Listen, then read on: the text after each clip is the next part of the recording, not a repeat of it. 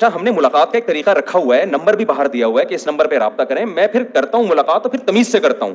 इस पे लोग गवाही, जिसको मैं टाइम देता हूं ना, फिर टरखाने वाला काम नहीं करता मैं। फिर ऐसे नहीं होता यूं मुसाफा किए निकलो। फिर हम बैठते हैं तमीज से, अंडी वाला खा दे, दिगत मिगत खोना दिकड़े, अकबल तरीके से राग ले, ये सारी चीजें बहस करते हैं, बातचीत। मुझे खुद भी मजा आता है लोगों से मिलने में, हमें सीखने का मौका मिलता है, आदमी की पीआर बनती है, उससे हमारा भी तो फायदा है कि नहीं है। हम तो इसी जमीन में रहते हैं भाई, हमें भी ताल्लुकात की जरूरत है, कोई सलाम दुआ की जरूरत है। बीसीओ मसले हल हो जाते हैं, ससुराल के मसले हल हो जाते हैं इससे। हाँ, ससुराल, जिसके ससुराल ज्यादा हो उसको तो फिर फिलिस्तीनी बहुत ज्यादा लाने पड़ते हैं ना।